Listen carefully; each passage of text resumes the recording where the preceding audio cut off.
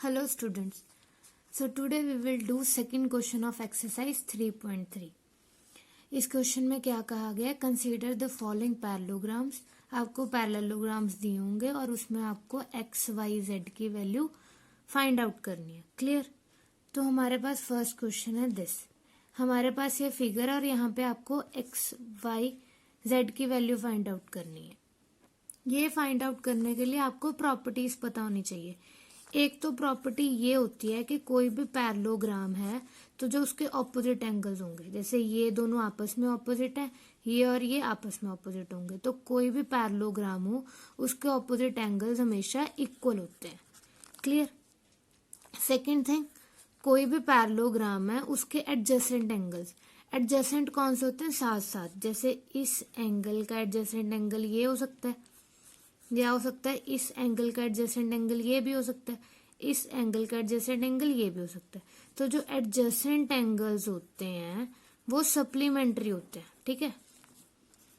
Supplementary का meaning क्या है कि उन दो एंगल्स का सम क्या होता है? 180 डिग्री होता है. क्लियर? तो इन प्रॉपर्टीज के अकॉर्डिंग हम ये क्वेश्चंस को सॉल्व करेंगे. तो यहाँ पे चेक करो, 100 के ऑपोजिट कौन सा है? वाई है.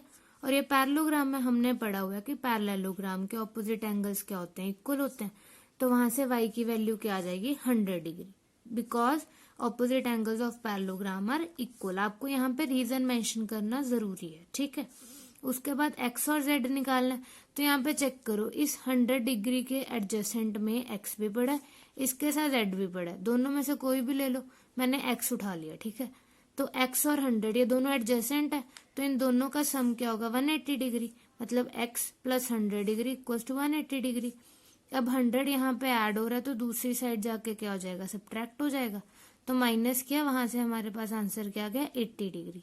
तो x इक्वल्स टू 80 डिग्री. ठीक है? अब x की वैल्यू आ गई. अब x के बिल्कुल ऑपोजिट कौन है? z है. तो अगर x की वैल्यू 80 है तो z की वैल्यू भी क्या आ जाएगी? 80 आ जाएगी, because opposite angles are equal. तो वहां से z की वैल्यू क्या आ गई? 80 डिग्री.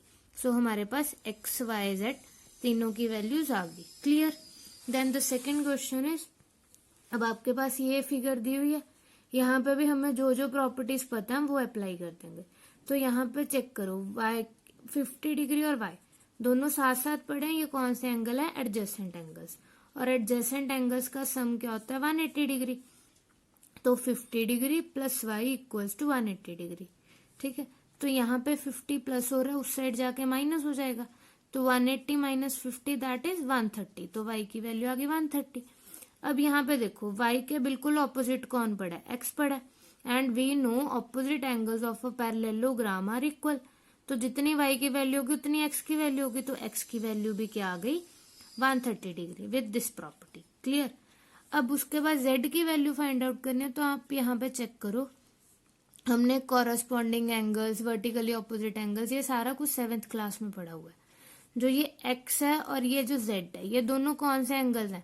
ये कॉरस्पॉन्डिंग एंगल्स हैं. कैसे कॉरस्पॉन्डिंग है? क्यों? क्योंकि जो ये लाइन है ये भी z इसके ऊपर है, और जो ये लाइन है इस लाइन के ऊपर x है. और इस लाइन के दोनों राइट हैंड साइड पे, ये भी इस लाइन के राइट पे और ये x भी इस लाइन के राइट पे, दोनों का बिहेव सेम है. ऐसे एंगल्स को हम कॉरस्पॉन्डिंग एंगल्स कहते थे, और कॉरस्पॉन्डिंग एंगल इक्वल होते हैं. तो x की वैल्यू जितनी है उतनी ही z की वैल्यू होगी. तो z की वैल्यू क्या आ गई? 130 degree by corresponding angle property. तो यहां से हमारे पास इन तीनों की वैल्यू आ जाएगी. Clear? Then the third part. अब यहाँ पे भी हमें पैरेललोग्राम दिया हुआ है, और जो ये लाइंस है इन्हें क्या कहते हैं? हम डायगोनल्स. ठीक है? तो अब यहाँ पे चेक करो, ये कितने डिग्री का एंगल दिया हुआ है? ये 90 डिग्री गिवन है ना आपको.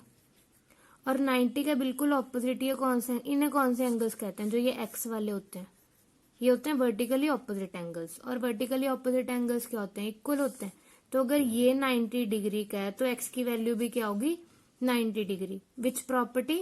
Vertically opposite angles. क्लियर? तो अब एक्स की वैल्यू आ गई 90, ये मेरा 30 डिग्री है, मुझे y फाइंड आउट करना है. तो यहाँ पे चेक करो, जब ये डायगोनल हमने बनाए हुए हैं तो वहां से ये एक ट्रायंगल की शेप है ना, ये छोटी सी एक ट्रायंगल है ना ये वाली. हमें पता है ट्रायंगल के 3 एंगल्स का सम क्या होता है? 180 डिग्री. तो y plus x plus 30 degree equals to 180 degree by angle sum property of triangle.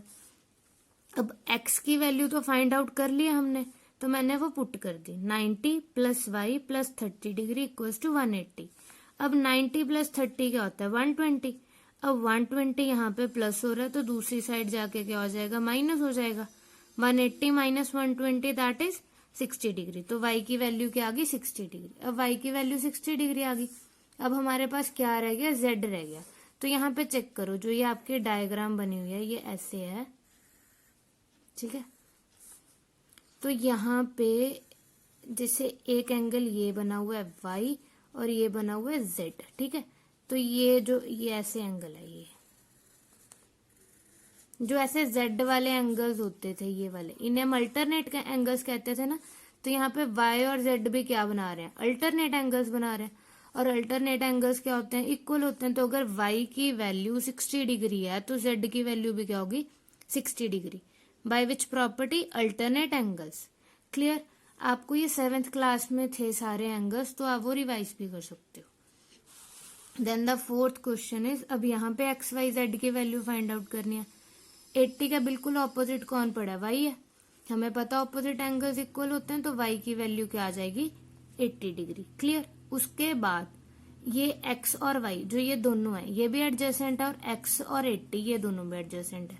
मैंने ये दोनों उठा लिए, तो x प्लस 80 एडजेसेंट एंगल्स का सम क्या होता है 180 डिग्री। तो x plus 80 equals to 180 degree.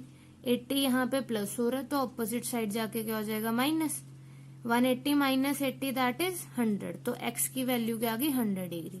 अब y भी आ गया x भी आ गया। अब z फाइंड आउट करना है, तो चेक करो ये z और 80 डिग्री जो ये एंगल है और ये एंगल है, ये दोनों एंगल सेम से हैं।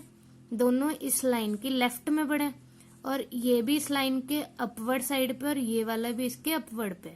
तो ये कॉरेस्पॉन्डिंग एंगल्स होते हैं ना, और कॉरेस्पॉन्डिंग एंगल्स तो क्या होते हैं इक्वल होते हैं, which means z will be equals to 80 degree.